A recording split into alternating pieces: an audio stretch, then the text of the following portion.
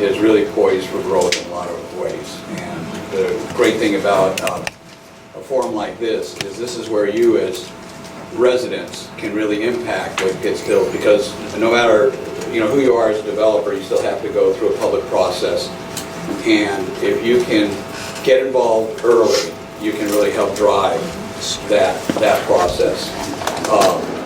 I can't tell you we have a specific plan in mind of what we're going to do with the vacant lots, but I can tell you that what is very attractive to us as a developer, what we hope will be attractive to the neighborhood, is commercial development. Stores, some form of food service, and commercial office space where small businesses can move into this area, and particularly those that work for the city, with the city, have to do business with the city. Largely they've been priced out a lot of the downtown core, so they're going to be looking for a location, and that's really what sells this area, aside from the people, is the location. You can kind of get from almost anywhere. That's where you need to go from here. It's great roads. I hope there'll be better roads, Sean, as far as the traffic choke points that are at the, as we all know, at the corners of Minnesota and Pennsylvania, but that'll be dealt with. But again, what we're looking forward to is the next 5 or 10 years, what's going to be a pretty exciting process. Most developers will not tell you exactly what they're going to be doing because they want to keep their options open, and we're no different. But a lot of what we end up doing will be a reflection of what we can get approval through the community. So we're here to listen a lot tonight as to what the neighbors want to see happen here over the next 5 to 10 years. But I can assure you that it's going to be an exciting time for everybody involved. So thank you for inviting us, and we look forward to both talking and listening to what happens tonight.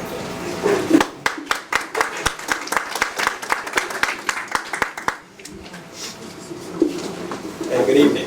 Good evening. I am Rob Tate, and I work with Jair Lynch Real Estate Partners.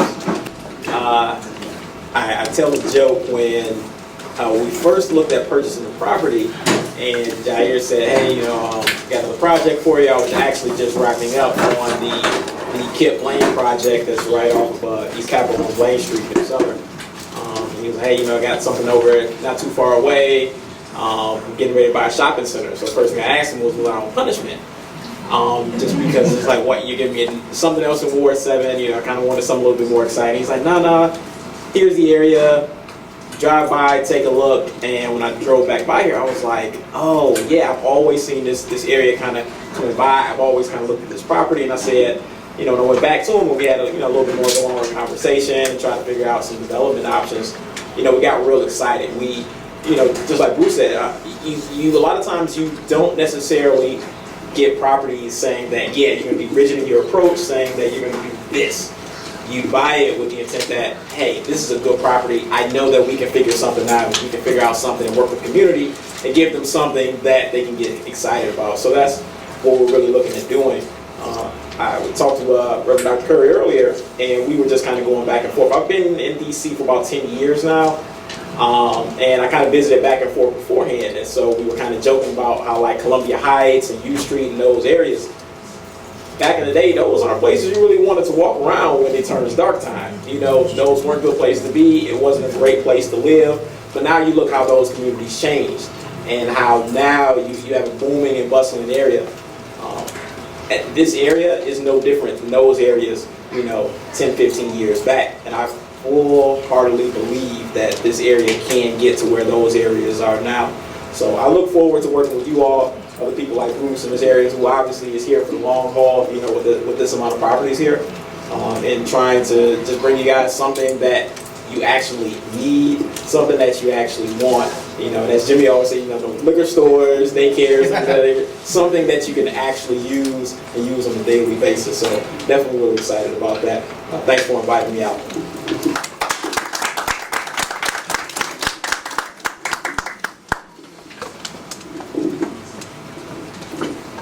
Good evening. Good evening. Good evening. I am Kendrick Curry, and I'm pastor of the Pennsylvania Avenue Baptist Church, and I just welcome you, first of all, here to our wonderful church. I am very much interested in this discussion tonight because since 1954, this church has existed, and we have served and currently serve over 15 or more different community groups and other sorts of groups that happen to meet here on a regular basis. Groups from much like here at Penn Branch to DuPont Park to AARP, etc. And the buildings that you're looking at, particularly the first building since 1954 was constructed. This building has been here since 1964. And so since that time, very little in terms of facade changes and upgrades have happened. And since Pennsylvania Avenue Baptist owns the property between, pretty much the property between 30th and 31st, with the exception of those 3 houses on 31st, we have a grand opportunity to do something that is significant in the lives of the people in the context of community. I live immediately in this neighborhood. In fact, I live just in the next block. And I don't know about you, but I need to see some other things that make the community livable. Specifically, I need to see something like good health care. I need a good grocery store, need some other sorts of commercial retail and other things. But I don't want this to be intrusive, neither do we want anything that would price those who are currently here out of the market. We gotta say that. So I'm very much interested in this whole idea of development. Many folk don't know I've been here 14 years, but prior to coming here, I was a research chemical engineer. No, I haven't built houses, bridges, but I have built a chemical plant or two, so I know just a little bit about the whole understanding of this building process. And I'm here tonight to engage you and hear from you in terms of a conversation. This conversation is a very interesting one because 5 years ago when this conversation was held, the audience looked totally different. 10 years ago when this conversation was held, the audience looked totally different. 14 years ago when this same conversation was held, the audience looked totally different. So now we're looking at something that's moving through time, and we're going to have to come to a point where we see some real action.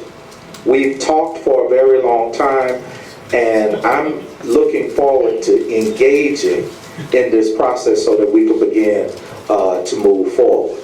So I just thank you, and I look forward to having more dialogue with you so that we can talk about what is our real philosophy of community development. How do we have something that brings us together? And when we get something that can bring us together, how do we together begin to make this thrive? So that in our case at Pennsylvania Avenue, we can live, play, work, and worship on this plot of land that we have. Thank you so much. And I look forward to the rest of the discussion. So thank you very much, and like I said, wanted to acknowledge all the people who've worked so hard. I also missed, I think Alberta Paul was actually out there, and I mentioned Barbara Morgan, who I see is still here. Derek from Marshall Heights Community Development, Cinque Culver, Travis. I just wanted to make sure I mentioned a few people. So we're going to get started. Stephen Down is going to go over the pitch book that I told you about, and this is really from a detailed study that was done on Pennsylvania Avenue. So just for a few minutes, and after that we're going to open it up and start the dialogue. Okay, so I'm really just going to walk through this to sort of give you an idea of the content of what we put in here. So this is the right as we move forward. So again, the whole idea was a live, work, play, past, present, future. And the goal of the document was to familiarize people who are not familiar with this area and all the things that this area has to offer. There's been things that have been really kind of well-kept secrets for years that it really just kind of behooves people to know who might be considering moving into the area. And this is kind of reminds us of some of the resources we have in the community as we go forward. So folks, I'm sure everybody recognizes Time Work. It's one of the 2 places to eat around here, so I'm sure. Just keep going. So again, the goal was to really get all the communities that are in the area contributing to this pitch book. And that's kind of what we kind of go over here, but let's move forward a little bit. Keep going. So live, work, play. Keep going. So this kind of just gives us a neighborhood snapshot of this area and the different neighborhoods that all make up the neighborhoods along the corridor. So we make sure we have representation from each of these different areas because they all touch points that we have as we go from Susan Bridge and we're going forward. Some of what we wanted to include was just kind of demographics of the area, which we understand, change over time. Just to kind of give you a sense of where we stand versus the rest of DC overall. Let's move forward.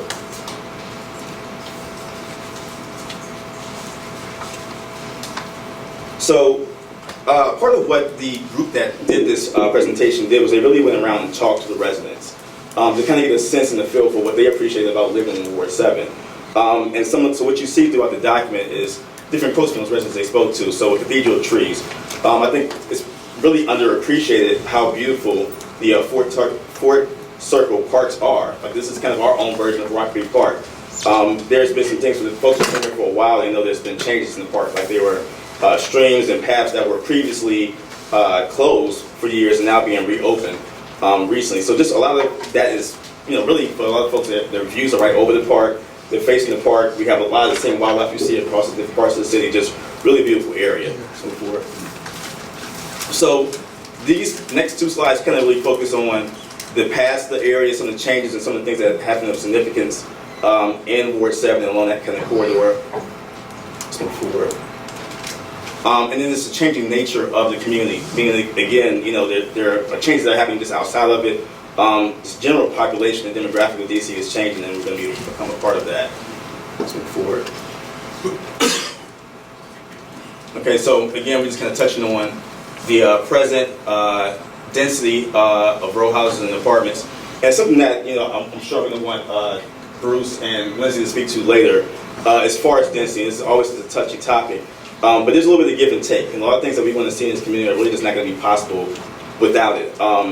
When you look at building, things that are close to the market rate apartments and market rate condos, and just being able to have places that have retail at the bottom, that density is really needed, and it's what developers are currently doing from a build standpoint in order to sustain a lot of what they were essentially building in the community.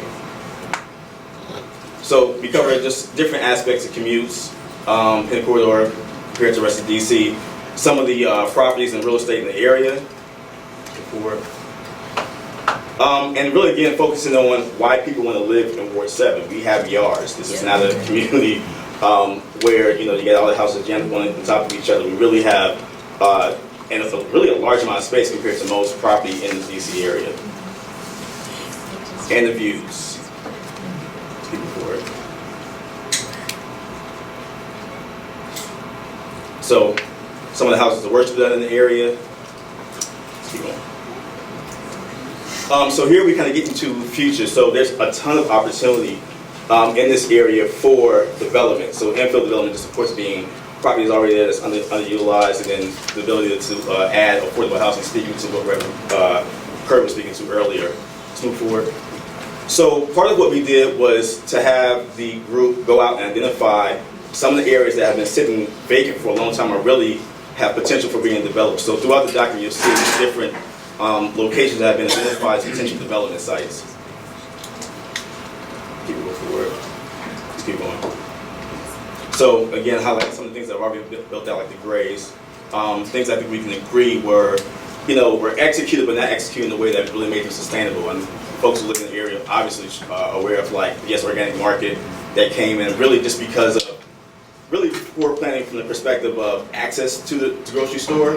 Where do you park? How do you get to it? There's a lot of challenges that we actually kind of touched on inside the Penn branch development document that kind of spoke to the fact that when people are traveling up and down the corridor, it's hard to get to the other side from a pedestrian's perspective and from a driving perspective. So some of the reasons that the retail at the bottom of that development didn't fare as well as it should have, and not only did the Yes Organic Market, which was a higher price point than the eventual grocery store that was there, didn't make it, that grocery store didn't make it as well, it's really because just the location and just the lack of planning that needs to happen in that whole intersection there. So not only is it a matter of getting new development put in, but it's also having the city work with us to say, maybe there needs to be some redesign to, a lot of these transportation hubs, because there's challenges that we run into from a commute perspective and just accessing the area, whether you're on foot, in the car, on the bike, or what have you. Move forward. So again, another potential development site. I'm pretty sure we all agree that we don't need 4 gas stations at one intersection.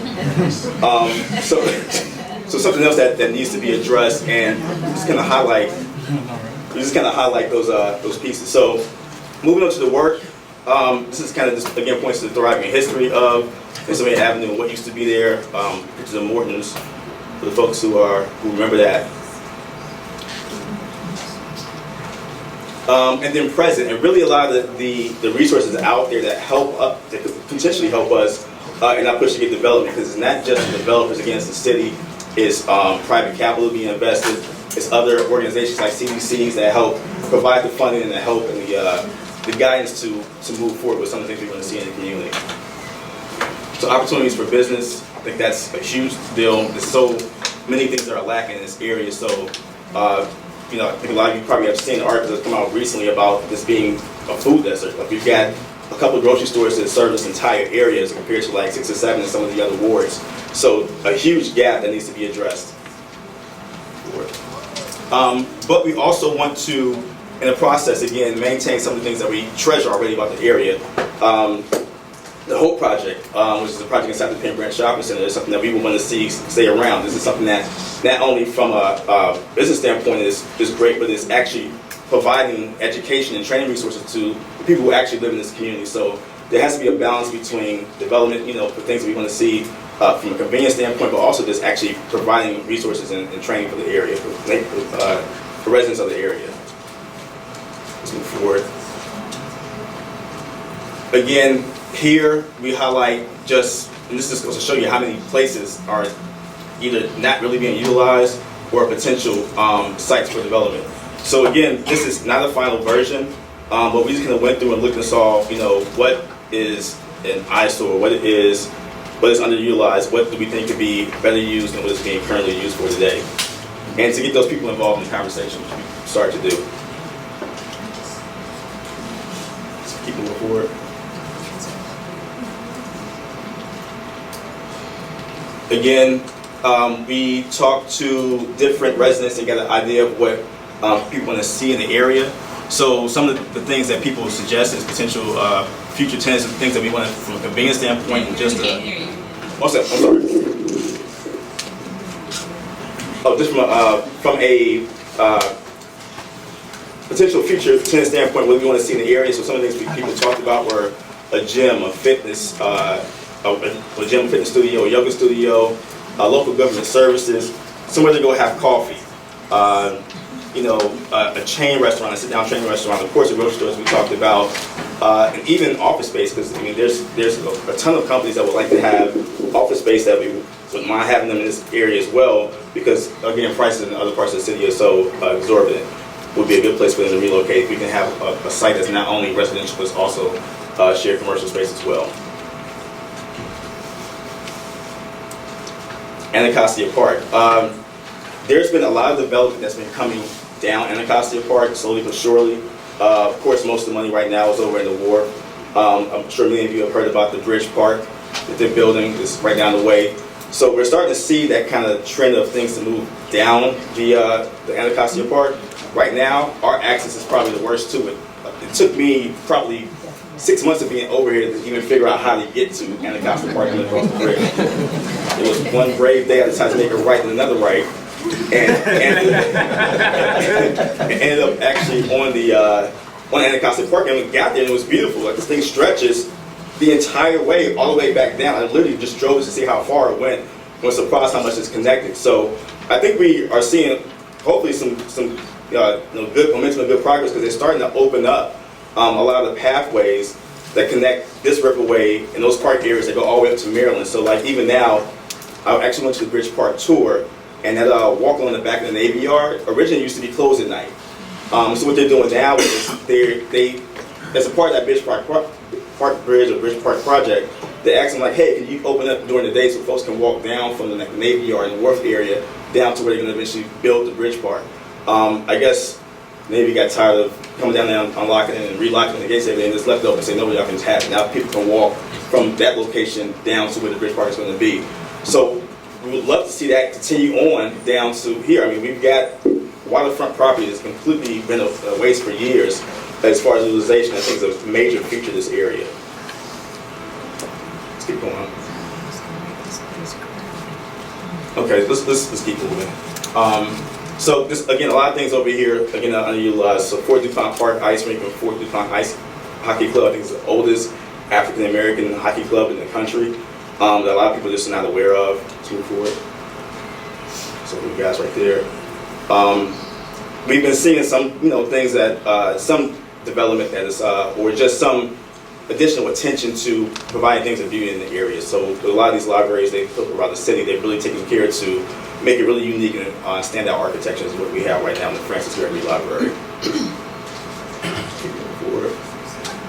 The Woodland Tigers, another community group that's been around here for a while. The National Youth Baseball Academy. Again, these things, some of them fall outside of the immediate area of our concern, but just still, just gyms in Ward 7 have been not as known as some other benefits and resources in the city.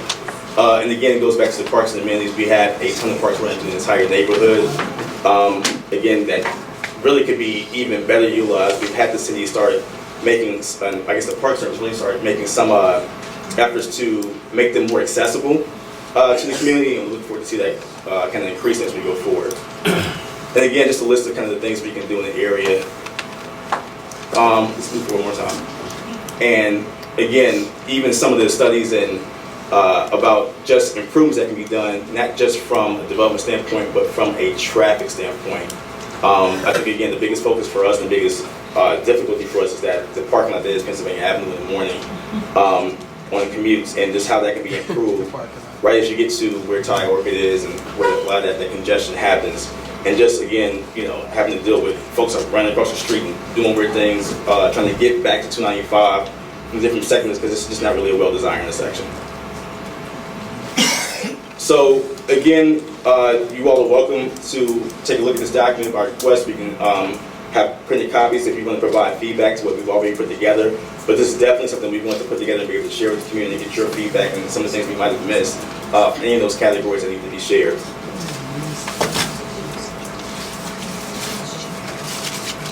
Sorry, how do you get access to it? You can contact me. I'll provide my information.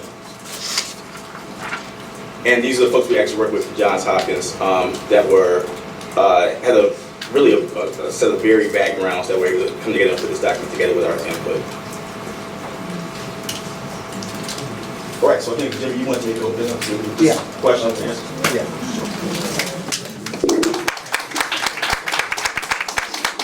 So thank you very much, everyone. Thank you for the panel.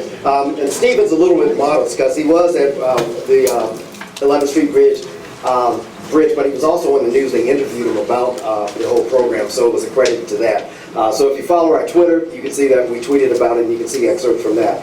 So next step that we want to do, I know several of you asked about the pitch book. I'll talk to you later about how to get that, but also use it to drive you to our website because we will post excerpts with permission on our Penn Branch DC website. So if you don't have that, I'll give it to you after this. So what we want to do is open everything up. I know there's a lot of questions. Again, keep your questions focused on Pennsylvania Avenue, the development along Pennsylvania Avenue, what's germane to the topic. This is the second of a two-part series that we had on economic development. And after that, we'll go back underground and continue to work. So hopefully we'll involve more people in this room in the development of Pennsylvania Avenue. So one of the questions that we asked that came from our executive board is really to the developers, is that what are the things that you think are some of the key impediments to development in an area like this? What are the things that stop development? What are the roadblocks that give you pause when it comes to talking about development? I'll start with Lindsay because I think she might have a good idea. Aside from money, Pennsylvania Avenue is, the way it is right now, is a huge barrier. Corridors like this can be connectors, but it's a huge barrier. And then, so it doesn't really connect. It's a pass-through. So doing something about Pennsylvania Avenue so that it connects all the neighborhoods east of the river and connects the east of the river neighborhoods to west of the river is a major barrier, but it's also an opportunity. Every barrier is an opportunity. Okay, Bruce, I think Stephen hit on this, but, and this goes against some of what some people may want, but there needs to be more density in certain areas, because if you don't have that, you're not going to attract stores that can be supported. So there'll be certain areas that will have to be upzoned or rezoned or whatever, but where the density has to be increased. And that's going to run counter, or at least be a challenge, because you got choke points right now in Minnesota and Pennsylvania, but that's part of the plan that needs to be developed. So you can get in and out of the area quickly, you can get to the stores, and the people that do have the stores can survive and prosper. thanks, Bruce. Rob? I'll say it since you don't want to. It is money. I mean, that's just the honest truth. In order to be frank, I have a money man, right? We go to the money man when we need money, when we want to do development, right? The money man wants his money rain, sleet, snow, or sunny. And the bottom line is, when you look at different areas, a lot of times you have to say, all right, what can work just from a sustainability standpoint from our financial models that we actually put together. And a lot of times, just because of these other impediments that were mentioned, I think that density being one of the key ones, you have to be able to explain, hey, you're buying into this dream, right? And at the end of the day, if this dream doesn't pencil from a financial standpoint, a lot of this stuff just isn't sustainable. So for us, a lot of times when you go into areas like these, you want to try to work with the city as much as possible to understand what kind of subsidies can be offered, what kind of incentives can the government offer to retailers to make places like this a little bit more encouraging to come to. I think DPED, the Deputy Mayor's Office of Planning and Economic Development, they're very good with that, with putting together different programs and grants and things of that nature in order to kind of help out with that. But yeah, outside of the other two things they mentioned, I think that money is absolutely one of the key factors. Okay, so we're going to open it up to the floor, and I know we also have Councilman Vincent Gray who's going to actually stop through also, so I'm going to go ahead and start taking questions. Any questions from anybody in the room? I see two hands in the back. I'll start with the one way in the back first. Me? Yes. Oh. You, Robin. Thank you. You're welcome. I want to say good evening. I appreciate this. I moved here for a specific reason. I've only been here 20 years. And as I look around, I see people who have been here for generations. Being observant of what's happening around DC, there does not appear to be much interest in retaining populations who have been here for generations. What guarantees do we have that that'll be different here? And also with this development, will we look like anywhere in USA? As opposed to liquor stores and daycares where we have a Starbucks or CVS or something like that. So I guess it's twofold.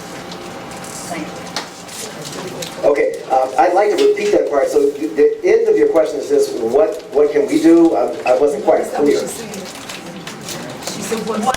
Which one? The first part? Yeah, one, yeah, because I assume you wanted to answer. What type of guarantees do we as an established community, we're not new here, but an established community, seeing what's happening in DC, that our right to be here will be respected? So your question is about being displaced, people being moved out, gentrification? Maintained. Okay. Maintaining the character. Okay. So, Rob said he has it. Yeah. And he can have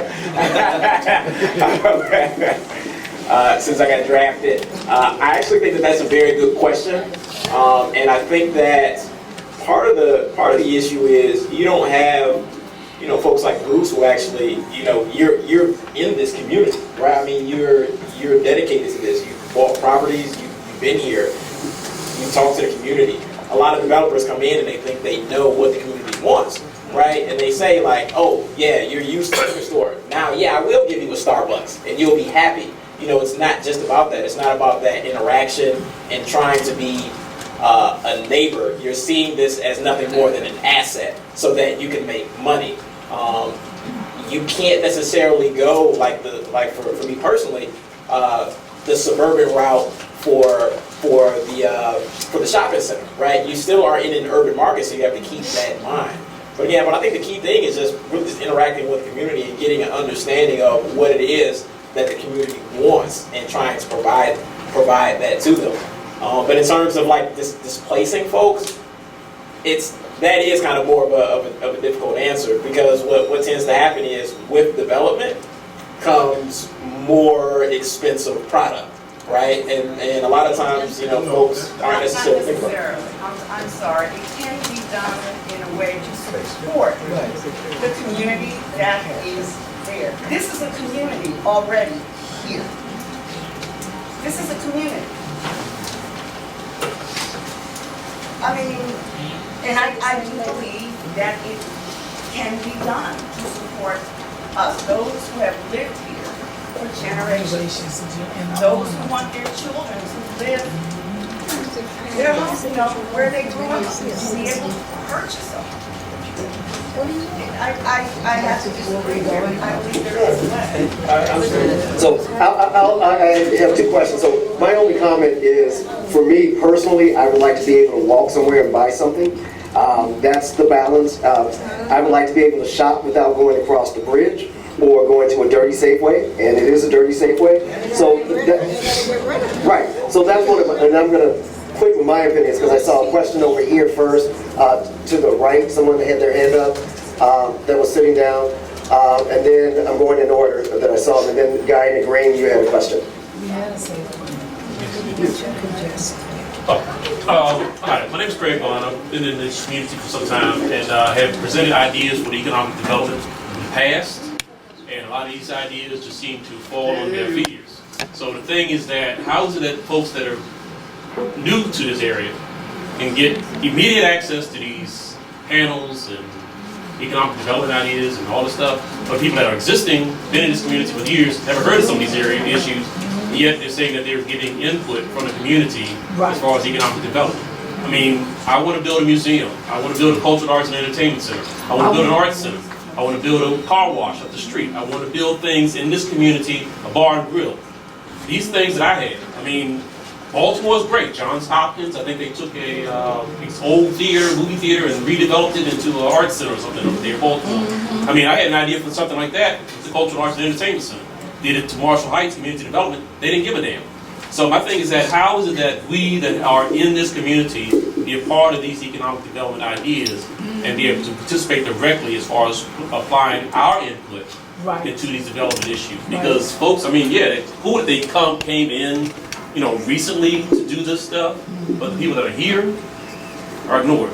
Why? How is that going to change? How can we put our direct input on this type of stuff? Okay, I'm going to give him a chance to answer the question. I just want to clarify one thing. The students who worked on this project, all of them were from the district. Could you restate the question, And- please? Right, because people can't hear. Most of the people back here couldn't even hear. The question was, why is it that people who are outside the neighborhood were involved in planning for the neighborhood, and that didn't seem right?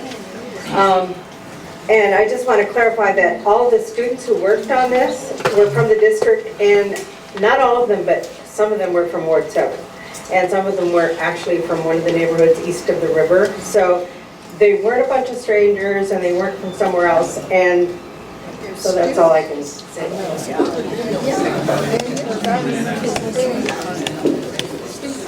And just to clarify, I think the question was really about folks who are just moved to the area, being able to have input. This committee is made out of at least 15 folks, and a lot of those folks have been in this area for years. Some of them maybe been in this area for almost as long as I've been alive. So Vivica, Earl, we've got a number of folks on the committee who have been there for a long time. So I'm probably, well, not probably, I'm actually probably the person who's been in the area the most recent. The majority of the committee is people who have been in this area for years. So to your question, it's not a collection of folks who just moved to the area and coming in and trying to impose changes on folks. A lot of these folks on this panel have been on that panel for a long time. Stephen, why don't you have us stand up with the members of the committee? I'm sorry. Why don't you have people stand up on the committee? Oh, sure. Committee members, please, stand up.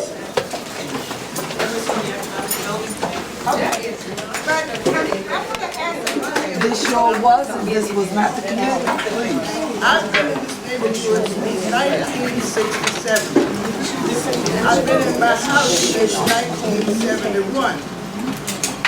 When I moved to this neighborhood, Penn Branch had a steakhouse where the bank is. It had a ladies' clothing store where the 7-Eleven is. We had places that we could go and shop. We had a Safeway that had good produce. And it was a meeting place for the people in the neighborhood. What happened, white folks started moving out of the neighborhood, so they took all the businesses away. And as a result, the things that have come into the neighborhood are not top quality. My question is, when you're going to do a revitalization, are we going to get something that's going to be worth having in the neighborhood? Because we've had a Yes on the corner, we've had another store to move in where the Safeway was, and the food was terrible. It is not fair to us to revitalize and not give us quality products. If we can't get quality products, kill the whole thing, because it's not going to be worth it. So hopefully everyone heard. Do you want them to answer a question or comment, or? No, you can't. Okay, that was a good comment. So if you didn't hear, what she said is revitalization.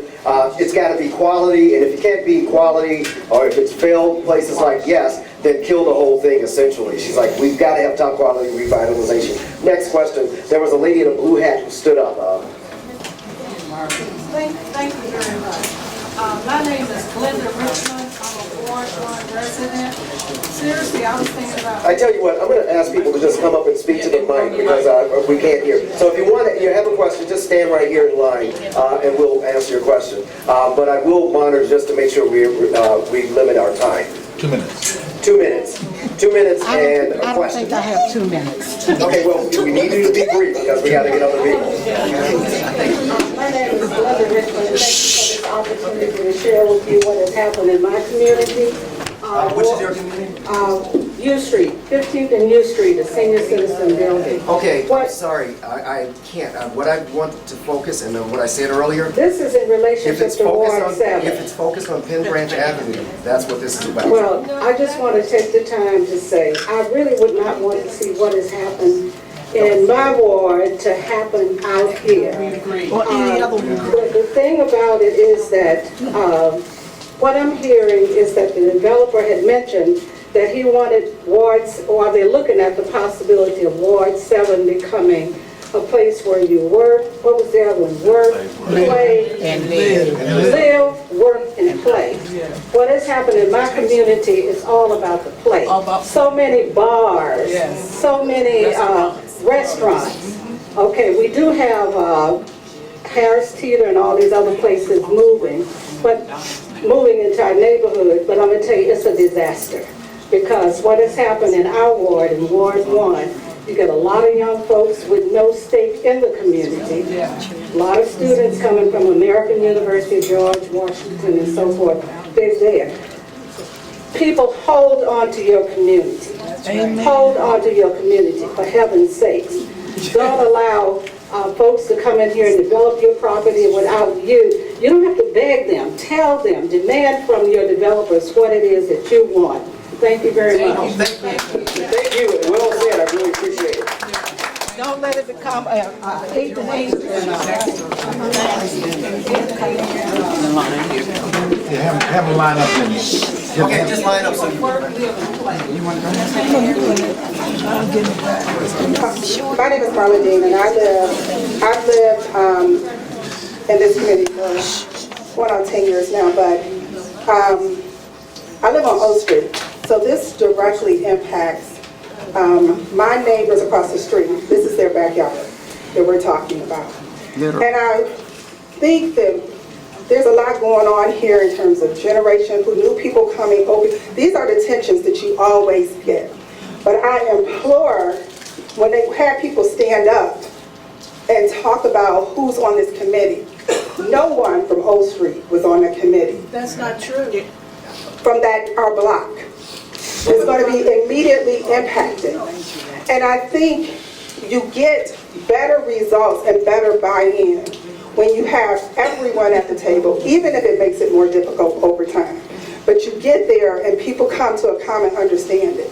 And so when you heard the Robin say, you know, the neighborhood is changing, there's a reason why she came, she wants to preserve certain character, we have to listen to those voices, but we also have to know that there are new people who are coming and they have some needs too. And we can get there if we think innovatively. We don't have to do what U Street did, we don't have to do what Columbia Heights did, we can do what Penn Branch wants to do, and it can be a new way of doing it, and we can meet those needs. It can preserve the character, but if those voices are pushed out, then people are going to resent over time what has happened to their communities. Thank you, Ayana. You know, I want everyone to please understand, no decisions have been made. No decisions have been made. We put together a framework that you get to have input on. So it's not like we made any decisions. Decisions have not been made. This is a framework that you get to, or a canvas. Now it's a canvas. It's got little marks on it. Now you get to finish the picture.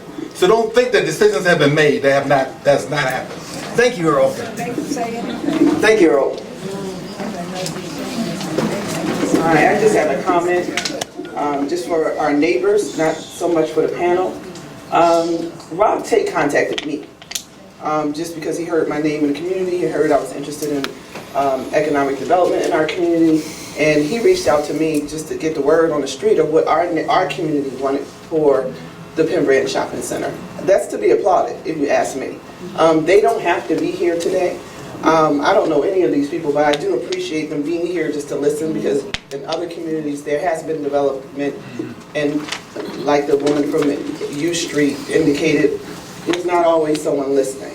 I have a 2-year-old, I am 44, first of all, it's too old to be having babies, but I have a 2-year-old and I have a 7-year-old, and they need to go to college. So I do care about the value of my home.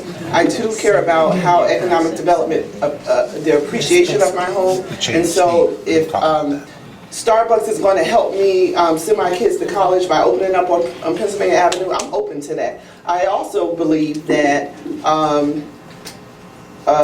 there are other types of businesses that I believe our community will support other than liquor stores, but we have to actually support those businesses. From a business, I'm a business owner. No one's going to go where you're not going to support them.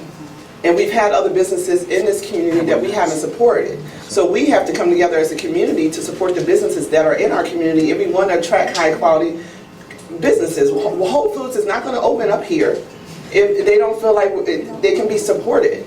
And that's one of the arguments we've heard repeatedly in the community. We have to work together as a community also to support the businesses the quality businesses in our community if we want to attract other quality businesses. I would like to attract other quality businesses because I would like to be able to send my children to college. I would like the value of my home to increase. So this is on us also. This is not just on these developers to just come up with some solutions and solve all of our problems as a community. Some of the problems that occur in our community are us. And so we have to look within also. And I just wanted to say that I live here and I care about the same things that you guys care about. I want to be able to walk to a coffee shop. Actually, one of the things that Rob and I talked about was just some of these developers who may have empty space may be interested in just utilizing the space for pop-ups, just to see what could work in the community. And then you're not tied to anything long-term, so you have the whole entire back of the Penn Branch Shopping Center that's empty. Turn it into a Union Market type of situation where you have pop-ups there on the weekends, but you're giving some new businesses an opportunity to try out our community to see how we support them. But you have to support those businesses. And my business just won Best of DC 2000. Ayana, tell me the name of your business. I own the escape room on 8th Street. The escape room. I am a long-time DC resident. I'm an EDOC in the District of Columbia. But one of the things that the young lady indicated, and I'm just going to address it real quickly, is about traffic barriers. We are working very closely with these developers, and when I say we, DC Department of Transportation, to mitigate. So I want you to know tonight, we have purchased the parkland at Minnesota and 27. But when we have a meeting, as our contractor said earlier tonight, we want the room filled just like this. Because I've lived here long enough and has done this long enough to be able to say to you 3 months after construction start, where were you when we wanted your input? Right. So you all have a copy of this, and if you don't, go to www.dc.dot and download it. Look at the proposed changes at that intersection. Quickly, we're going to try to make it easier for buses to turn and not stack up in the intersection.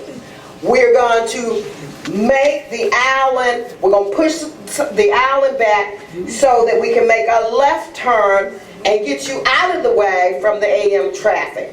We're going to let Minnesota roll 2 ways from the intersection of Pennsylvania going toward East Capitol. Look at the plan. Businessmen, look at the plan. See you on the 27th. Thank you, Alberta. Thank you, Alberta.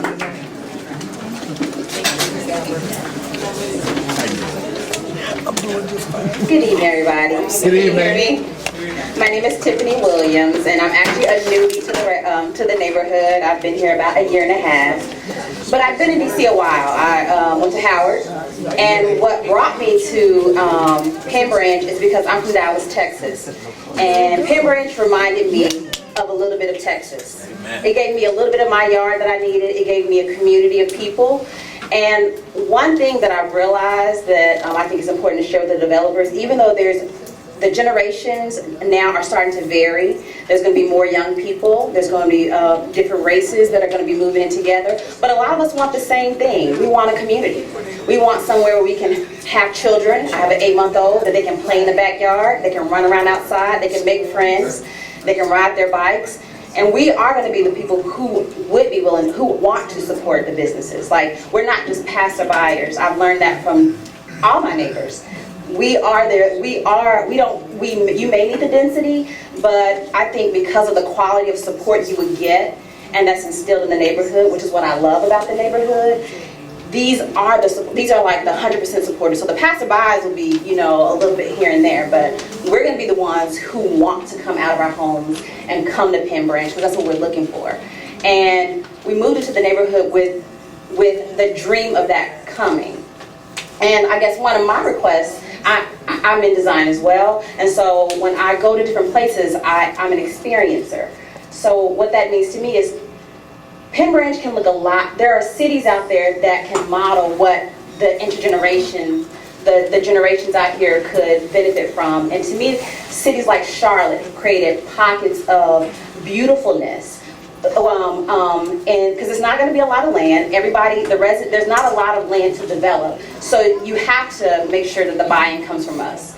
And to me, cities like Charlotte that take small areas and they don't make it dense, they make it beautiful and meaningful, and they have these farm-to-table restaurants. There's a lot of us who farm and who have planter boxes, so these are things that we would totally support. And so it would have to be more cultural, more communal, which is what the people who move here really love. And so I'm gonna, if there's a possibility, of course, I would like to make myself maybe someone who can speak more to my neighbors, because since I understand the design world, sometimes you can bring it back and make it more concise for developers to understand, because I speak the language. So I'm gonna throw myself out there. I'm putting myself on a committee if it's a possibility. Yes. Because again, I think that we're willing to put in the work to support if the business looks like something we would want to be a part of. Thank you. That's right. I'll give it to Stephen. So before we get too far in the meeting, so I do want to tell you, we've been making calls and asking for people to join this Economic Development Committee. Every meeting that I have, I ask for people to join. I send out emails, we put in a whole lot of hours. So if you're not there, it's not because I hadn't asked, or we haven't asked. Don't do that. We haven't asked. We've made it very clear. So I can tell you now, do me a favor. info@pennbranchdc.org is our website. So write it down. This is our email. info@pennbranchdc.org. Or you can email me directly at jimmywilliams@pennbranchdc.org. JIMMIE, the country way, Williams@pennbranchdc.org. Or you can call me on my cell phone at 202-669-3974. Most people in the area have it, but I'll give it to you again. 202-669-3974. And keep in mind that the purpose of this meeting, as Earl said, it's really, this is just the stock. Right now, everything is on paper. Nothing has been built. This is consensus building. This is getting people. We've got people who are satisfied with the neighborhood the way it is. We got people who want change, and it's consensus. And we've got great examples, just like you said, at 8th Street. We know we don't want that. Columbia Road. We have ideas, but unless we have people here giving input, constructive input, it's going to be hard. So you've got my number. I'll make sure that you get the information for the presentation. Stephen Dowling is the one that's been driving it, and all these developers are here to help. So next. 2 minutes. 1 minute. 1 minute. Good evening, everyone. My name is Cynthia Marshall. I'm a long-time resident here at Penn Branch. And this is for the parent. I just want to know when you all started putting your developments, and you all think it's green, environmental, would anything be environmental friendly? That our first principle is habitat integrity. That's all I want to know. Thank you.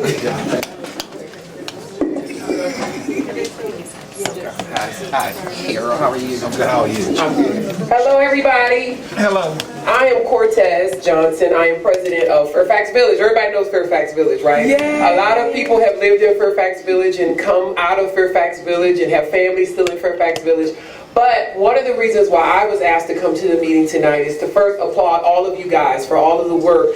You being here tonight is a part of the change. I heard somebody saying, how do we know that it's going to be different? We are in the house of the Lord. So all the faith-based people know that by participation and having faith, faith without works is what? Dead. Okay. So what I'm saying, for the faith-based people, we have to give honor to the pastor of this house. But one of the things that I think that I'm looking for, and Fairfax Village is looking for, we use the word revitalization.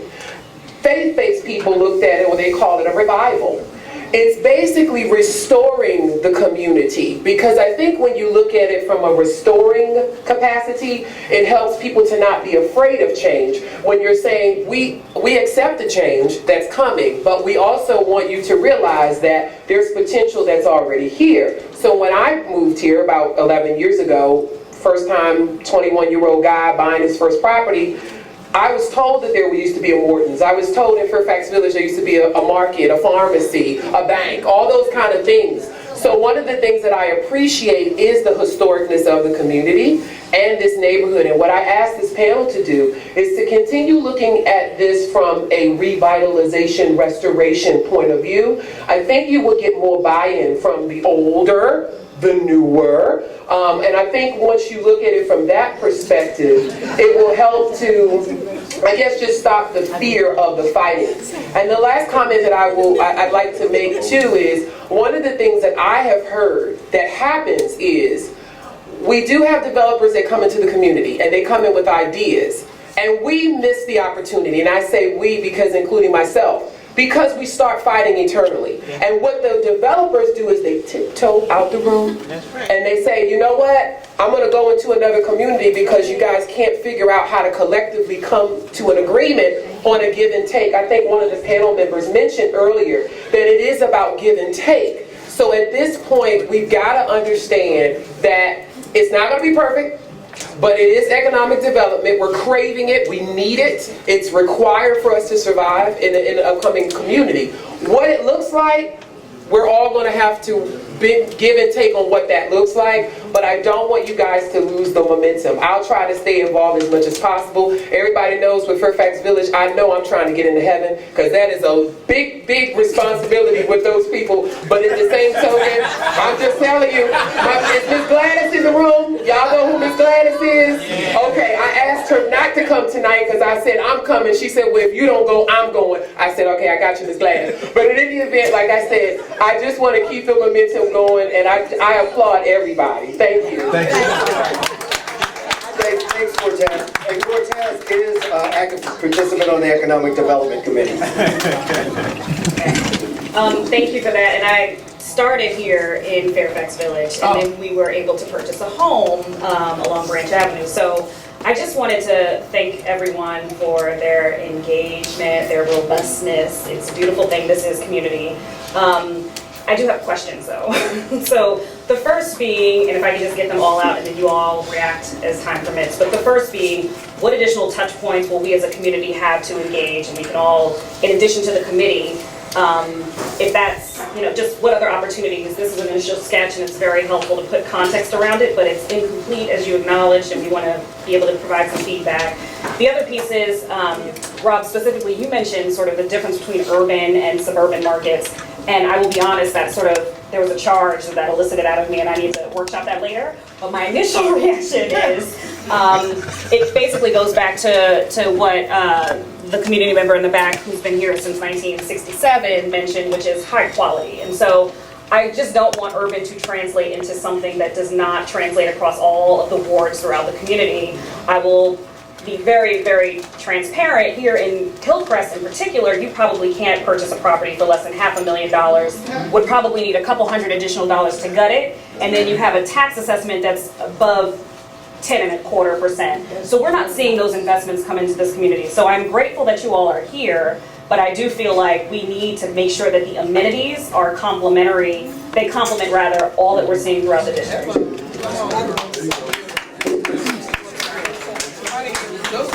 They are questions. They really are questions. Okay. I'm going to leave. You want to try to answer those before we move forward? All right. Anybody want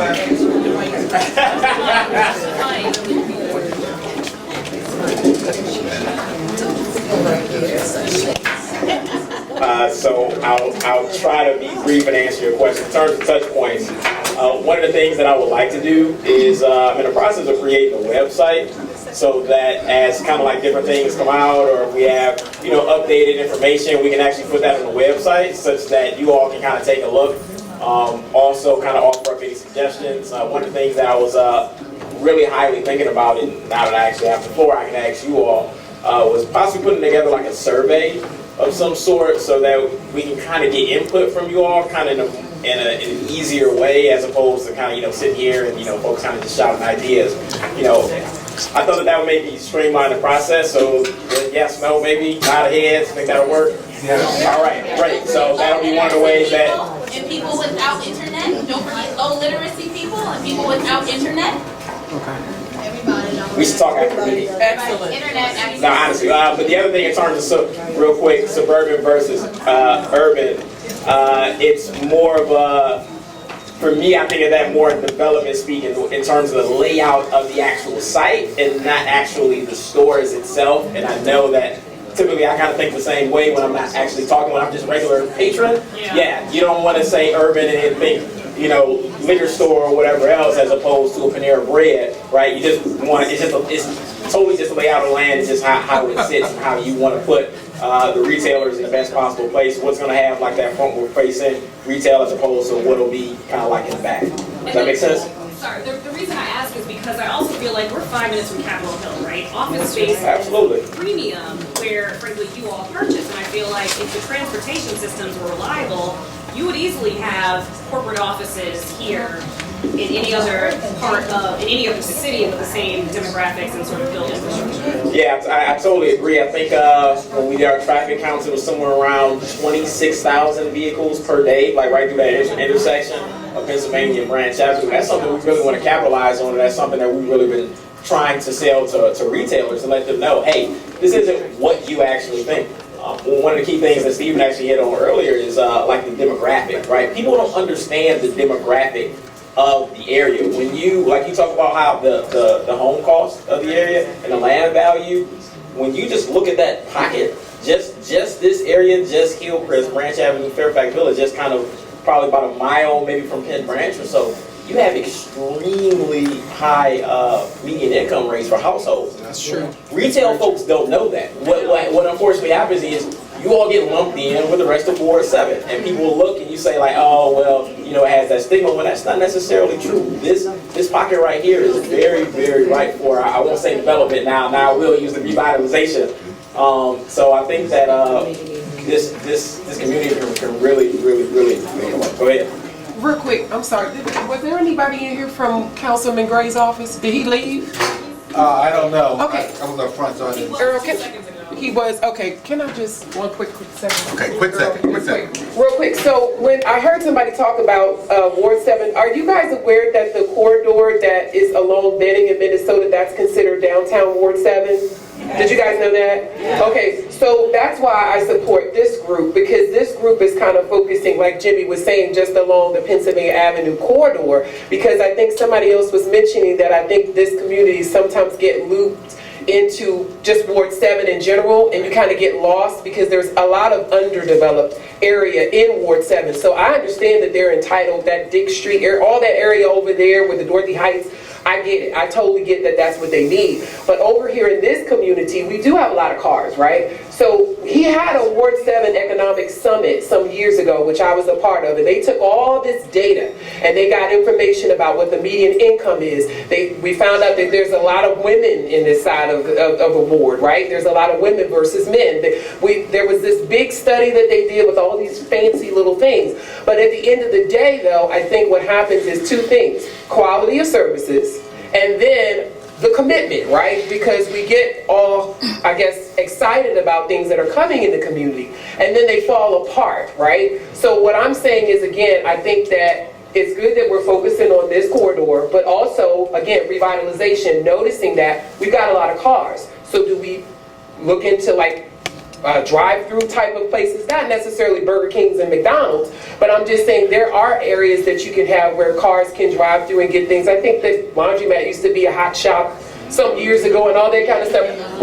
However it may be, but what I'm saying is a lot of people seem like they were mad that they left. It wasn't that they necessarily left, and y'all can educate me in this panel. It wasn't necessarily that those places left because they weren't working, but did they leave because even whatever happened, the money wasn't there, whatever. Again, I'm just saying revitalization, but I hope that we don't get looped into the rest of the movement. Thank you. Oh, yeah.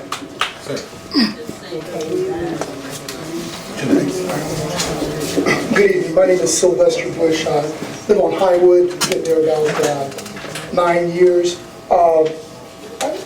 This is kind of for Jimmy and the committee. I was, I heard a lot from different people about some of the issues, and I was hoping that, the Economic Committee has done a lot of the groundwork, and so I was hoping that they would consider developing a process to kind of bridge the differences. Maybe have a brainstorming session, maybe 1, 2, or 3 SWOT analysis. Take the fact that you need density. That's an issue.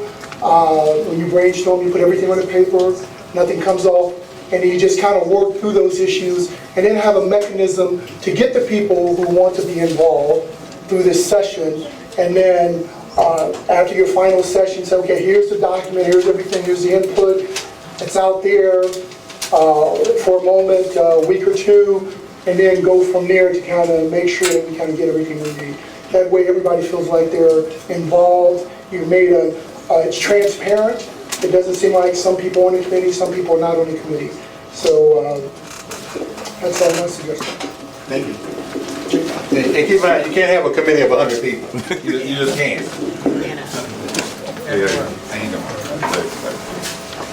Okay, I think I know most or a lot of people in this room. My name is David Rutland. I'm going to kind of introduce myself in two spaces. Number one, I'm a Ward 7 resident. I live on 26 Randall Circle, right in the middle of the circle. So I've been there since 2002. I'm right in the middle. When I say the middle, the very middle, the center house. So when you go and make that left on Minnesota, if you're going, I would say south, then I'm to the right. So I'm a vested stakeholder in the outcomes of Penn Branch. I like the 7-Eleven too, so I hope that stays. But also I wear another hat, and I'm the chairman of the board of the Marshall Heights Development Corporation. We've been here since 1979. We've done over, I call it $50 million probably in development. I would say the last major single-family homes that was built on Banneker Ridge on Minnesota Avenue and East Capitol, we developed that. So I'm a big fan of home ownership. I'm a big fan of preserving certain things in the community. And what I'd like to say, I'm not here to offer solutions, but what I am here to do is offer our services, my services as a Ward 7 resident and Marshall Heights. So if the committee, or I'm a big fan of Pastor Curry, so if the committee can use our assistance, we're all in, and as we develop that parcel of land. So thank you very much. I greatly appreciate it. Thank you.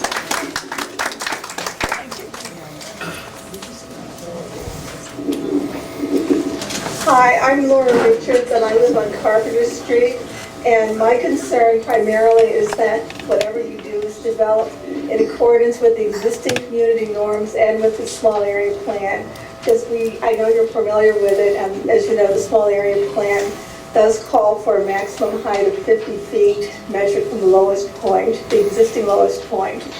And so that's about as much height as we all want. I'm also very interested in making sure you preserve the generous setbacks. Throughout, up and down the corridor, all of the buildings are set back from Pennsylvania Avenue.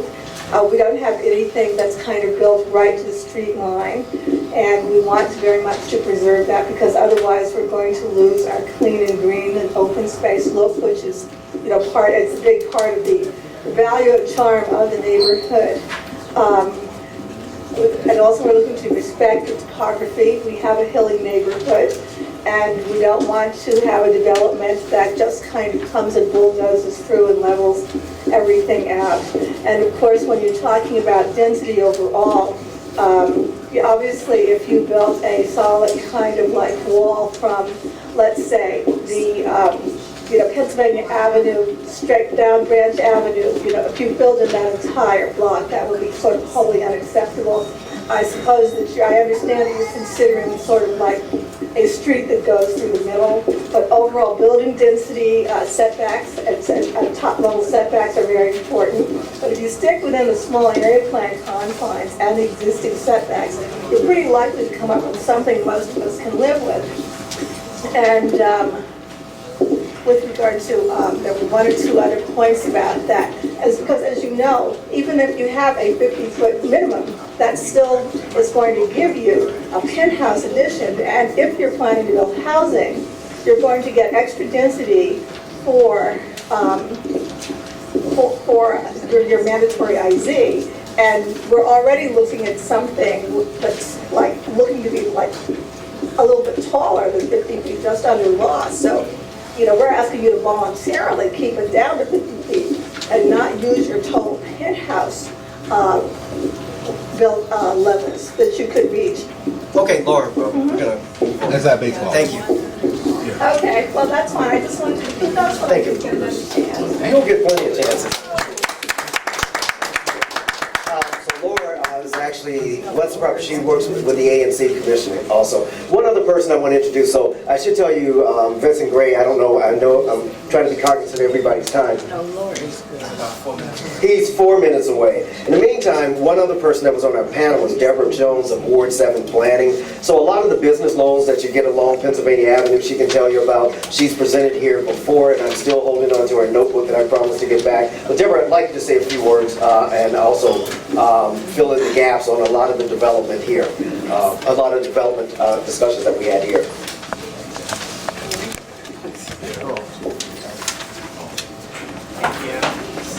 Sorry, my arthritis has been in the district building all day long. Good evening, my name is Deborah Jones. I'm the director of the Ward 7 Business Partnership. And we have worked with a lot of the businesses along Branch Avenue to coach them to get their Great Streets grants, like Howard Photography. Oh, I'm sorry.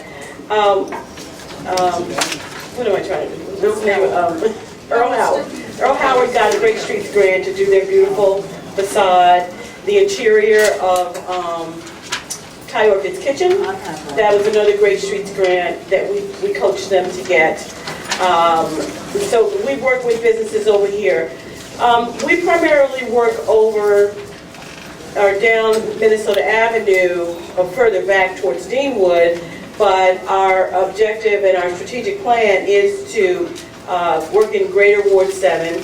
I've worked with some of the other businesses for the Ward 7 Business Directory that some of you may have seen. And right now, we're funded to, I heard somebody mention downtown Ward 7. This is the Ward 7 directory. We had teenagers go out and suss out the addresses and phone numbers of a lot of the different businesses in Ward 7. If anybody's interested, to come by the office. I have a few more left. I have 2 tonight, so I don't know if you have one already. But I have a few more in the office if anybody wants to get a copy.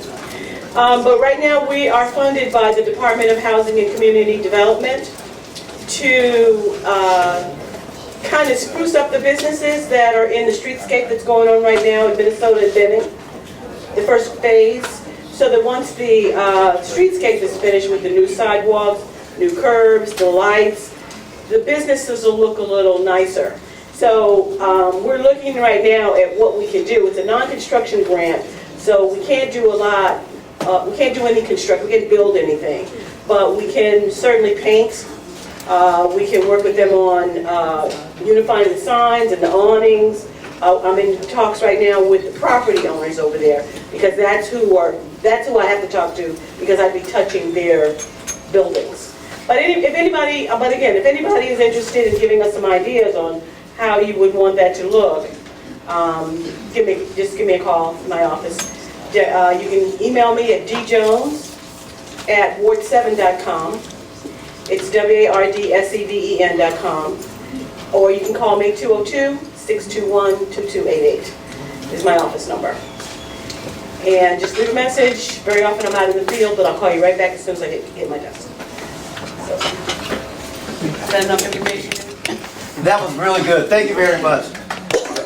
So what we're going to do is just wrap up. And one of the things I did, like I said, I would like to start on time, but I also wanted to make sure we conclude. So what we're going to do is, if you have any questions that you didn't ask, this is your opportunity, but we're going to really sum up with our developers. And I understand Mr. Gray is maybe 2 minutes away now. I'm sorry, he's here? He's coming in now. Okay, very good. Well, we'll still start with the wrap up. I'm not a developer.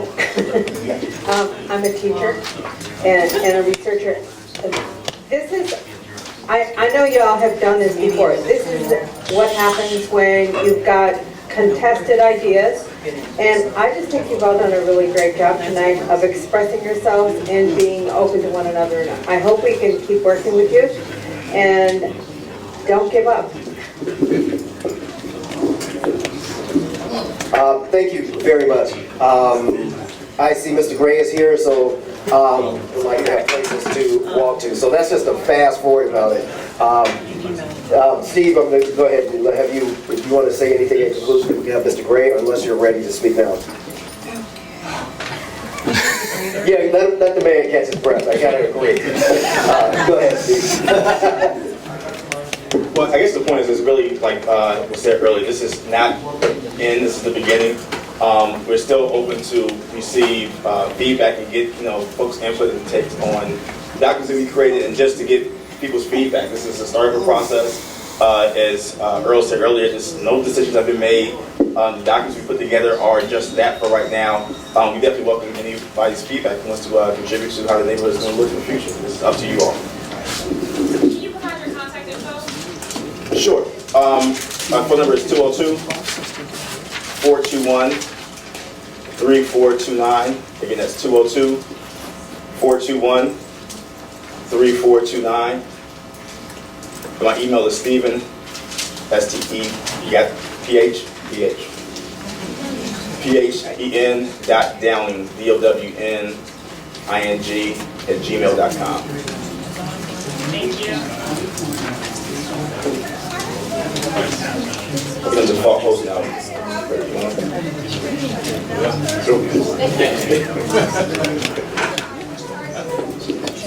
Question in the back. Question in the back.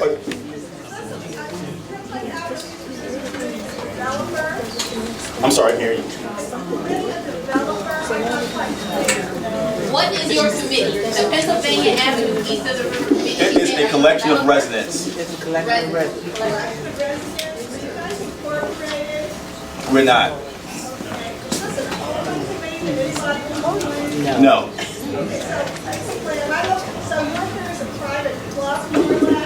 Oh, come on. We can talk afterwards. Right, and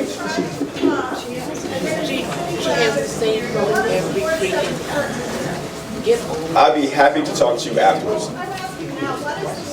Right, I'd be happy to talk to you afterwards. Let's move on. I think we have Mr. Gray here waiting to speak. Let's move on.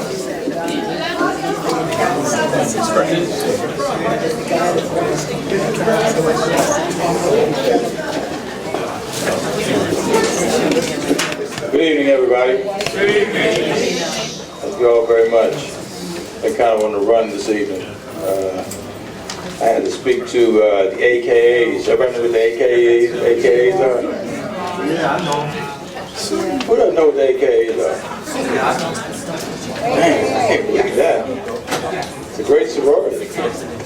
Anyway, they had a whole group of people down at the Wilson building and I had to speak about healthcare this evening. So I apologize for being a little bit late, but I've figured out what maybe somebody's figured out is how to be in two places at one time. Somebody spoke before me, and I couldn't start until the person finished. So there you have it.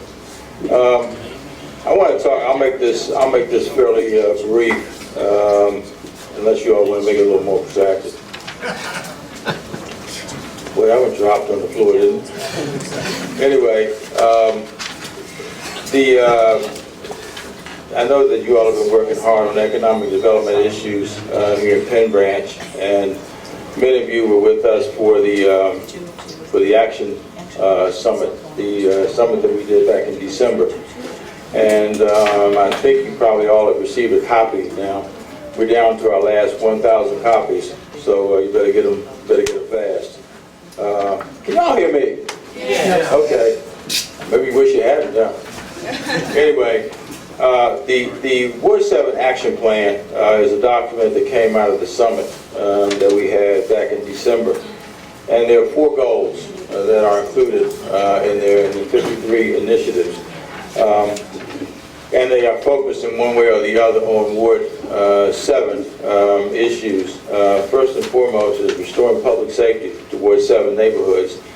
You know, I have to tell you something. We had a bill, because I'm on the Public Safety and Justice Committee as well.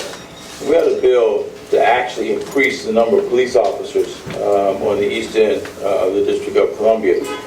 And that bill was the subject of a hearing. How many of you all know we had a hearing on that bill to be able to raise our police, get it back up to 4,000 and then get it to 4,200? Yeah.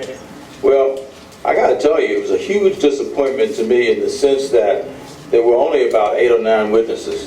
And you know how many people from Ward 7 were there? How about none? I And you know, and I hear people, whatever meeting I go to, I hear people talking about, you know, we need more police officers, we don't see police officers, we need to do whatever we can to bring more police officers to the 6th District. And then when we have a chance to do something about it, people just didn't show up. So, you know, we've got more bills that will be coming up that we've introduced. And I hope you all will be there to support those bills. But the first priority for us was the public safety issues here in Ward 7. Improving education outcomes is the second of those goals. The third of those goals is bringing economic development amenities to Ward 7, and then improving the quality of life for everyone. And again, we have 53 initiatives that are involved in those 4 goals. And of course, one of the principal ones is to do what it is you all have been talking about, because I've been here in meetings when there's been quite a discussion about economic development, right, Pastor Curry? Yes, sir. And you chair the Economic Development Committee, right? And it's more than just a group of citizens, it seems to me. I mean, I guess you were just trying to, you know, move the agenda along, which is okay. But it's a group of people who are working together, and have been working together for a while, because I've been to meetings where you give them reports. I think you're working with Johns Hopkins, as well as others, to try to bring, you know, additional attention to the east end of the District of Columbia. Anyway, I've introduced some bills, and some of those will be coming up for hearings. Some of them will be over the next 30 to 45 days. And I hope that you all will come down, and hopefully you'll support it. But if you do, don't leave it up to somebody else to come down and speak, you know, on your behalf, or hoping that they will come down. One of them is called the East End Commercial Real Property Tax Rate Reduction Amendment Act of 2017, which is a mouthful. But what that does is something that I think we got a real chance of getting this passed. This is something that's unprecedented in the District of Columbia.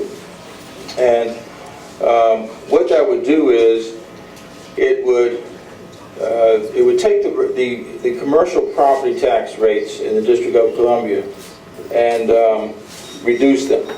The commercial property tax rates in the District of Columbia are $1.85 per $100 of assessed value, which is high, but when you look at the rest of the region. The residential rates, on the other hand, are 85 cents, which is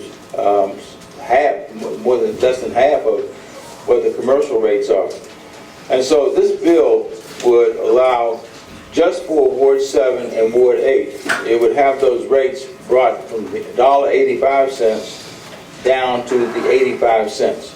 And I don't have any doubt that there are going to be a lot of businesses, some of which are already existing, for those who were questioning whether it would benefit those that already exist. It would benefit any business in Ward 7 and 8. It would bring those rates down and cut them in half. Let's say that the tax bill for a particular business would be $5,000 by where it's located here in Ward 7 and Ward 8. This bill would bring that down to less than $2,500 a year. And we have many businesses that pay more than that. And the idea would be, obviously, to be able to create a much more economical experience for folks who run businesses or want to run businesses on the east end of the city, to get people more interested in being on this end of the city. We have some money in the budget for our Minnesota Avenue organization that will, I know it's working to stimulate more businesses to come to the east end. Is that right, Deborah? That's right. Well, hopefully this bill, if it gets passed, will actually have an impact on getting people to pay more attention to the east end of the District of Columbia and want to move here.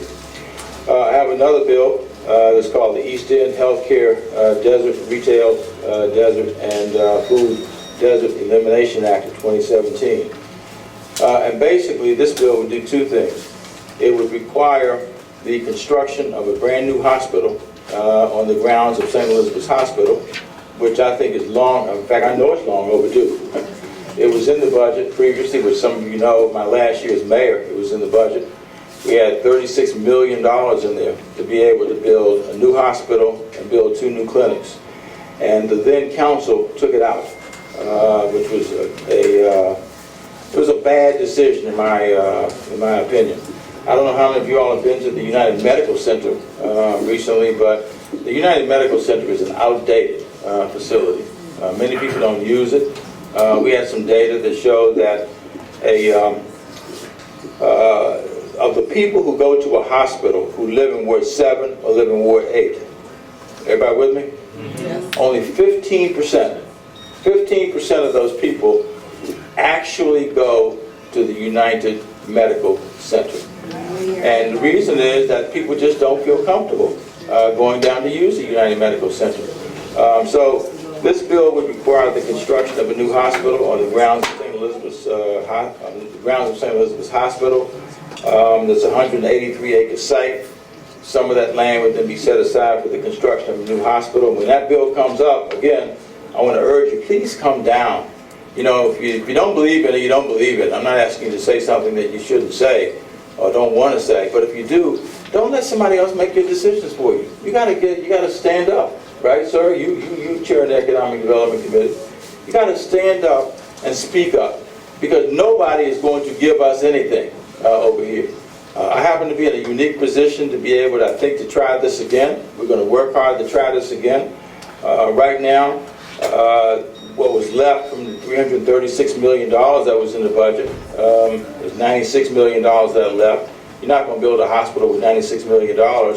And the current budget that has been released by the mayor within the recent days, it has $180 million for a hospital, but it includes the $96 million that was already there. So it adds $84 million to the budget. And you're not going to build a hospital with that either. And the issue is not a hospital. The issue is trying to create a healthcare system on the east end of the District of Columbia that can serve the needs of the people who live over here. We have a growing population, and we need to work to be able to make sure that those amenities are available to the people who live on the east end of the District of Columbia. And of course that has economic implications as well, because of the number of jobs that will come with that. The next part of the bill actually does something that I think is unprecedented also, and that is, it says, you know, okay, you build a hospital, you build this, so why don't we build grocery stores? Why don't we build a grocery store ourselves? Use our tax dollars to do it, and then lease the grocery store, lease the building, excuse me, to an operator of a grocery store for $1 a year. And there would be a number of tax benefits for people. It identifies 5 sites as a start. It would include, it would include Skyland, which of course is still, waiting to be developed because of what happened with Walmart there. It would include building something on the St. Elizabeth's campus, and then 3 other sites as well. And there would be tremendous tax benefits for an operator. In addition to getting a building, they would have their property taxes waived. They would have their personal property taxes waived. The deed recordation taxes and transfer taxes would be waived. And the corporate franchise tax and sales taxes for what they sell would be waived for a period of time. All of this having the idea of, let's do whatever we need to do to try to attract people to bring businesses here. In addition to what we're going to attract as a result of the overall property tax reductions that people would experience in the first bill that I mentioned. Some of you know that we put in place an Economic Development Advisory Council, and I want to say we, I want to say me. I put it in place because these are people who I felt could advise me on ways in which we could continue to build the capacity that people want here in Ward 7 especially. And there are 12 people on that body, chaired by Warren Williams, who is the CEO of Warrington, the Warrington Company, and Sandy Wilkes, who is a longtime friend of mine, somebody who I've worked with extensively. He's the chair of the Developers Roundtable and has done a great amount of work in the District of Columbia. In addition to the 2 of them, there are 10 other members, and of the total group, 5 of those folks actually already are doing work in Ward 7. So they have a presence here, so they have a stake here, like Jair Lynch, for example, who now owns, what's the new name? Who's got the name? What's the new name? One name is changed to video. That's one of the names we started tossing around. Oh, I thought it was it. I don't know. Okay, well, I'll still call it Penn Branch then. I'll still call it Penn Branch. But anyway, the idea is to be able to use this group as a catalyst for being able to stimulate additional development in Ward 7 and on the east end of the city. One of the other things that I'm looking forward to trying to bring is something that I did in another part of the city, and that is technology. Technology is changing the way we live. I brought to downtown Washington as mayor, I brought 1776. How many of y'all are familiar with 1776? It started with nothing. The city invested the first money in helping them to be able to locate on 15th Street Northwest, right across from where the Washington Post used to be. And they have done incredibly well. They have 260 startups that they're working with at this stage. In addition to that, we created a tech corridor on 7th Street. Everybody knows where the convention center is. This tech corridor runs from 7th Street, which is right there, Massachusetts Avenue, all the way north of Georgia Avenue, to Petworth. And so that is going to be developing as a tech corridor. And there's no reason why we can't do the same thing in Ward 7. And there's three areas that I would suggest that we should look at. One, of course, is Pennsylvania Avenue, from the Sousa Bridge all the way over to Southern Avenue, or even up to the Prince George's County border. Nanny Helen Boroughs, which is another lengthy area in Ward 7. And then thirdly, Minnesota Avenue, which is also a huge downtown. Ward 7, I guess, is what it's been dubbed as on Minnesota Avenue. So I'm looking to try to bring a technology presence. It's pretty amazing, actually, the number of people who we have in this ward who already are involved in doing technology work. The idea would be to create incentives to bring them to Ward 7 to be able to do the same things and create additional jobs for people here in Ward 7 as well as elsewhere. I know our time is short tonight, Mr. President. Can you just clarify, you started with a couple of days and you wanted more participation in the hearings. Can you tell us how you can either get the information out so that more of us can participate? Yes. So that we can show up the way you're hoping? If you all will give us, I assume you all have email addresses. Yes, we do. If I can get the email addresses, we will make sure that we get a list of the dates out to you. That's wonderful. Because we've got the healthcare bills coming up. We've got a couple of these economic development tax bills, because they're in Jack Evans's committee. And Jack Evans is very supportive of what we're trying to do. The one question I have about the incentives that you laid out for some of the developers is, I think residents are very concerned about the double-digit tax assessments that we're receiving without the amenities to complement that. So before we give away a lot of tax incentives to developers, when there really are fewer places to build and develop as there are here in Ward 7, we're a little concerned that that promise is not going to be upheld to the residents who are carrying the freight. Well, again, that's a different issue, as you know. Absolutely. Yeah, it's a different issue, and I'm not suggesting that it's not important. What I'm trying to focus on right now is how we catalyze bringing more amenities to Ward 7, not discounting by any stretch of the imagination the fact that we see our property taxes going up, because I see it myself. I live right down the street on Branch Avenue, and I see the values going up, which of course means that the property taxes are going up as well. And I'll be happy to work with you all on what we can do about that. But if you work with me, I'd like to try to see if we can get these first two through at this point, because it will reduce the taxes, the property taxes for businesses that actually operate in Ward 7, including businesses that are already here.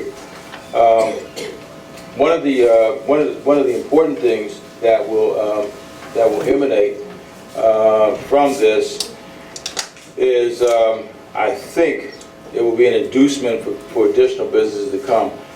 What we're trying to work on now is it can't be just the property taxes, because a lot of times we have situations where the person or the entity that owns the taxes, owns the property, may not be operating the businesses.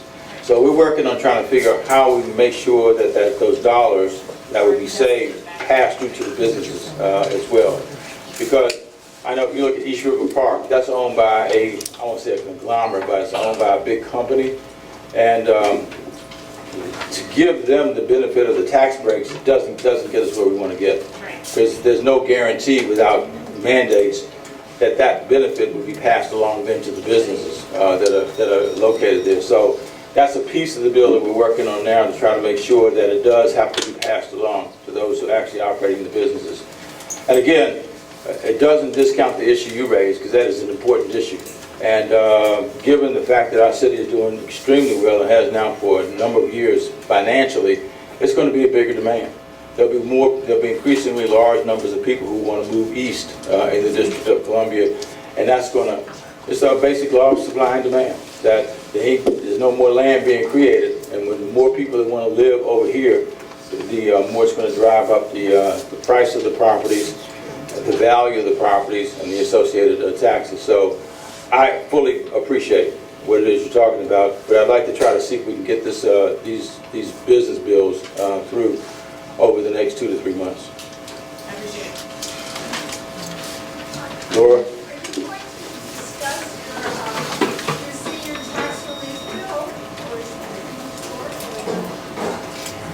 Say it again. You talking about the senior tax bill I have introduced, the one that we introduced and got left out before? I'm working with the chairman now. I saw you in the Wilson building, I guess yesterday or the day before yesterday or whatever, in the last couple of days, and we've got to prevail upon the chairman to let Mr. Evans have a hearing on that bill. For those of you who know about the senior citizen tax bill, basically what that would do is to say that anybody over a certain age, anybody who has owned their home for 20 years and is below a certain income, we can go over the criteria another time if you want to, we don't have time tonight, but that bill actually got passed. Anita Bonds and I worked on that back when I was mayor, my last year as mayor. I had put $8.5 million in the budget to be able to fund it, and it was taken out of the budget. And also, there's another piece of it too, which you've added, Laura, that you've worked hard on, and that is the, eliminating the taxes imposed on pension benefits, annuities, for want of a better way of putting it. And we need to have a hearing on that bill. And frankly, I'd be very happy, delighted if you all sent the chairman an email saying that we need a tax on that, we need a hearing on that bill. We have a petition tried. Okay, well, I'd love to have a copy of that, because I'm going to meet with him either tomorrow or day after tomorrow, and that's on my agenda to talk about the need for a hearing to be held on that bill. And it's more than worthy because it's going to benefit a lot of people who live over in Ward 7 and Ward 8. We have a lot of people who would qualify as seniors who live in Ward 7 and who deserve the benefit, and we would have had it not been taken out before. I've never been able to really fully understand why it was taken out, because it was a tremendous benefit to me, to a lot of people. We talk about keeping people in the city.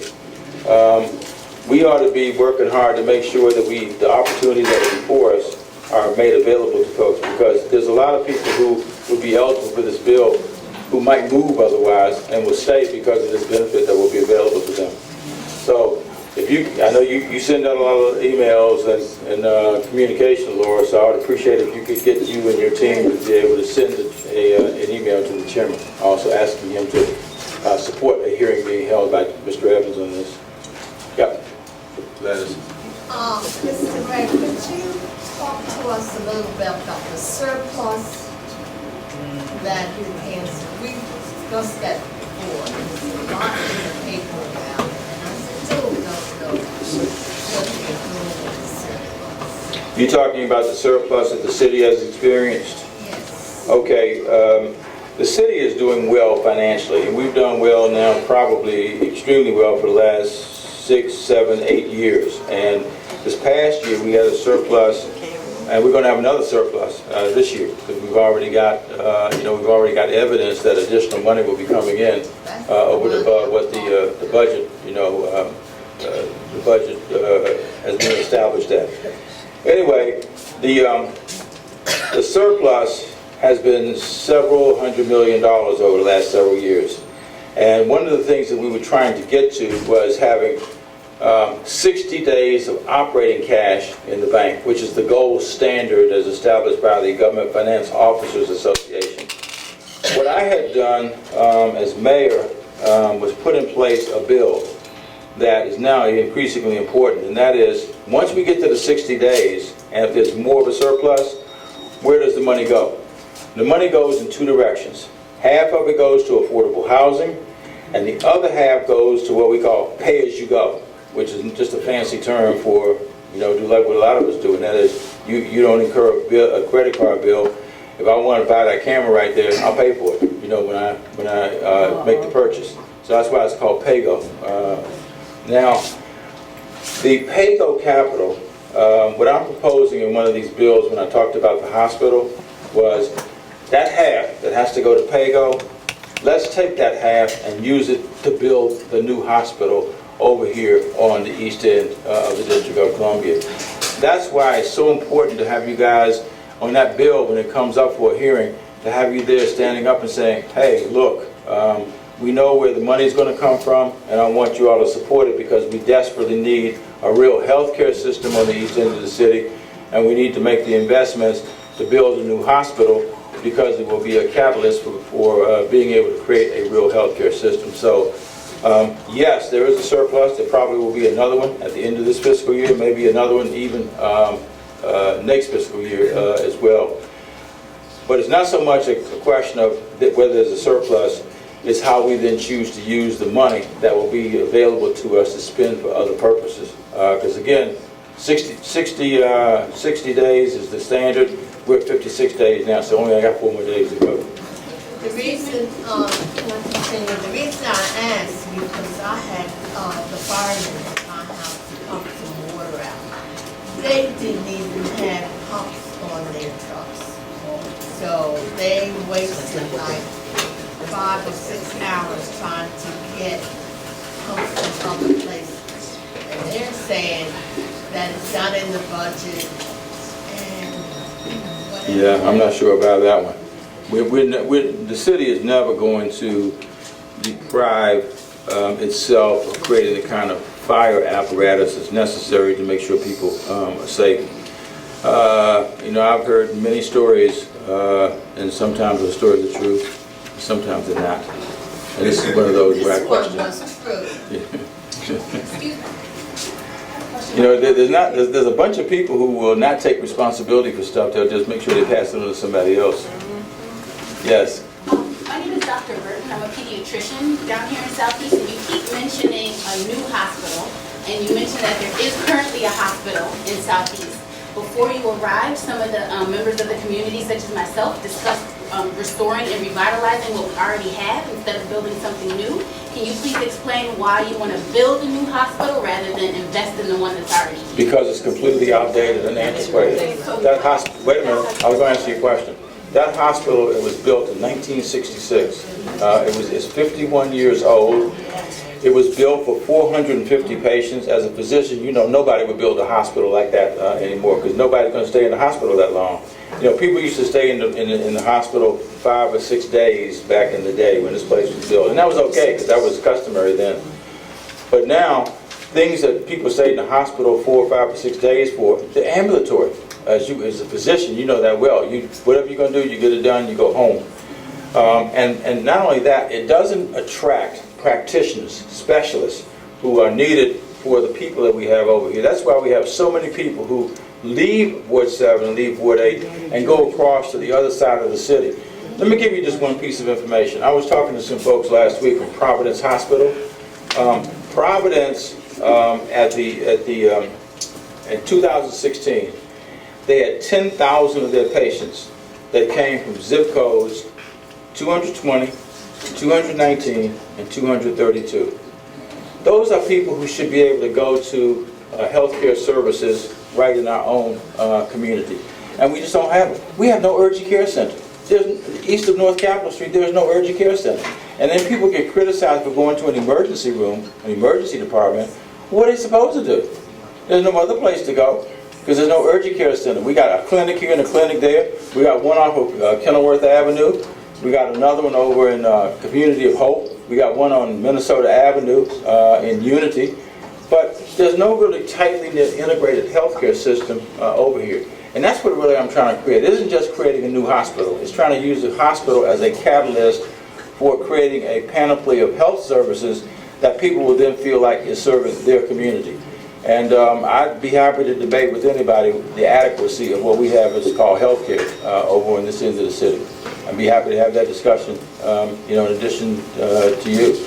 And by the way, again, as a physician, you would appreciate the nature of this, but we only have, for 140,000 people, that's the population of Ward 7, the population of Ward 8, for 140,000 people in the aggregate, we have 120 physicians, primary care and specialists that practice on this end of the city. That is completely inadequate, as I'm sure you know as a physician.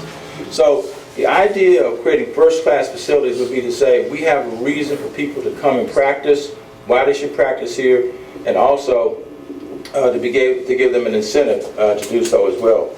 Are you aware of? I see your hand. I got you. Are you aware of the loan reimbursement program that we put in place? Of course I am. Okay. You know what? I've talked to physicians who have no idea that it exists. For those who don't know what I'm talking about, we have a program that I did the legislation for that says if you're willing to work in an underserved area, which all of Ward 7 and most of Ward 8 are underserved areas, you can, over a period of 4 years, get your loans from medical school completely repaid. The first year is 18%, the last year is like 30%, and you put them together, that's 100% of your education loan that's available to you. Every year, so less and less physicians even get that. What'd you say? That program keeps being defunded every year. Well, it wasn't even offered last year. But so many people don't know about it. It's not there. Yeah, I need to help make the case for why these things are important. It will help to bring practitioners to areas of the city where we don't have enough at this stage. Because where there's shortage areas, if people actually, will work in those areas, they can get a huge financial incentive. I mean, I'll say this because you're a physician. Most physicians, virtually everybody I've ever met, they're mission driven. They want to do good work with people. But people get driven by the need to make sure they can make ends meet, including paying their loans. And so then they work where they have to. There's a lot of physicians who I think would want to work in these communities if they weren't burdened, saddled with the huge burden, the huge payment that they have to incur to pay off the education loans. So, you get me on my soapbox now. All right. Are we done? Yeah. Okay. All right, thank you all very much. So, thank you very much. And before we wrap up, I just want to call attention to everyone. Don't forget, you can find out about the hearings that Councilman Gray mentioned. We'll put them on our website. info@PennBranchDC is our email, and PennBranch.dc is our website. So thank you very much, and we will follow up, so stay tuned to our website. I'll be around to talk to people afterwards. Dr. Burton, we're going to put you on the committee. Thank you. Meeting adjourned. Thanks to our panel. Really appreciate it. Feinberg, Dr. Perry.